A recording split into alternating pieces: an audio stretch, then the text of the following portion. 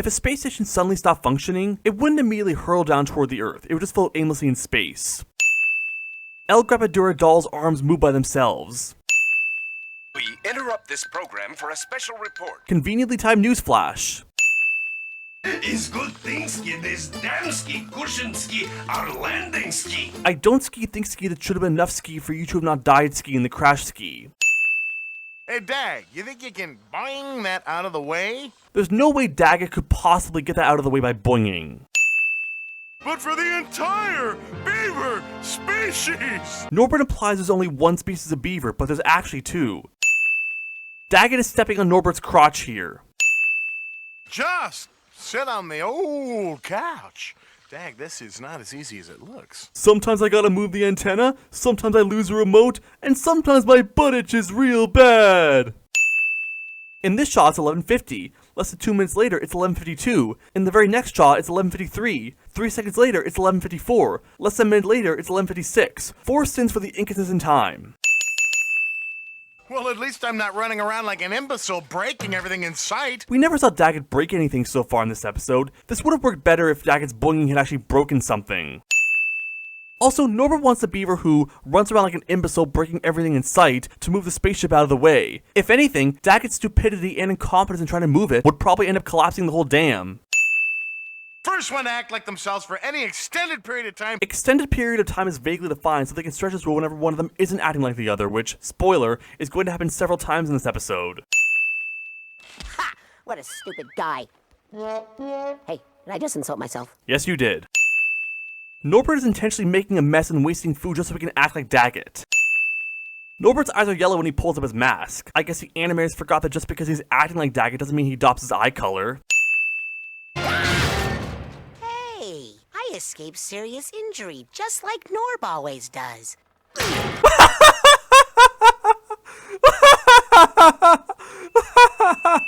Wait, it's evening? I thought it was around noon. I know time moves quicker here than it does in our world since our clock ticks quicker than every minute like I mentioned before, but even then, it wasn't moving fast enough for it to already be evening, and there was no fade transition to imply a passage of time, especially since we get a fade transition after this to show that it becomes night. More inconsistent time.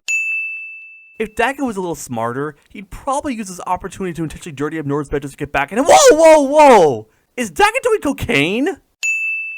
A bag of filth? No, cocaine is worse than filth.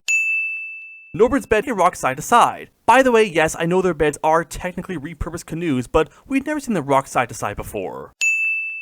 I'm still Norb until the morning. Actually, you're going to be spending most of tomorrow as Norbert too, considering you traded places at or after 11:54 this morning. You mean I have to sleep in your bed? Norbert's been acting like himself for a good 30 seconds now. I think that counts as an extended period of time, which means he has to fix the dam. Okay, this isn't technically a sin, but I just want to point out this is one of the few episodes of the Angry Beavers where Norbert and Daggett don't wear their pajamas to bed. I'm actually glad they didn't in this case since they traded places, and wearing your brother's pajamas to bed would be gross, especially considering Daggett's hygiene or lack thereof. Greetings, comradeski. Pleased to pass the pillow cheeseski. Where did the cosmonauts suddenly appear from? When we saw the shot of the camera panning over Daggett's bed, the bed covers were down. We didn't see the cosmonauts in the bed then. I let them camp in my bed before we traded places. When exactly did you do that? Was it right before Norbert asked you to boing the space station out of the way off screen? The front of this pair of underwear is over Norbert's face in this shot, the back of it is over his face in this shot, and then the front is over his face again in this shot. What? Oh, come on, I can understand what Daggett said. And considering you and your brother mispronounce words all the time, I'm surprised you're not used to understanding and making out Daggett when he talks like that. That's my alter ego! We only agreed to exchange unaltered egos! I'm pretty sure that's not how that works. Norbert keeps his Bear and Bad Beaver costume that he's embarrassed of in his bed, you know, whenever he needs to play Muscular Beaver with Daggett. I'm Bear in Bed, Bucket, bad guy! Muscular Beaver's biggest fan can't remember what Muscular Beaver's arch nemesis' name is. Hey, hush up! Call back to the Shut Up incident. Daggett's, Bear and Bad Beaver's, shirt is gone in this shot, and it's back in this shot. We interrupt this program for a special news bulletin. Another conveniently timed news flash. Impact is expected in 5, 4, 3, 2, 1. The incredible coincidence that both of these objects from space crashed in Norbert and Daggett's dam, and a day apart no less. Also, it suddenly became morning. Wow, this episode has no sense of time. Bear and Bad Beaver's shirt is gone again. I guess if we give up to either, nobody loses. Yeah, except under regular forfeit, both of you now have to fix the dam. Did the cosmonauts get their spaceship out of the dam and let Norbert and Daggett use it? Or did Norbert and Daggett get it out and let the cosmonauts fix the rest of the dam? It's not really clear.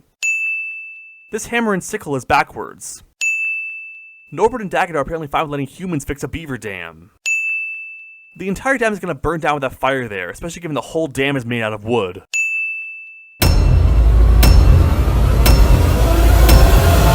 What if a satellite falls out of orbit and crashes into the house?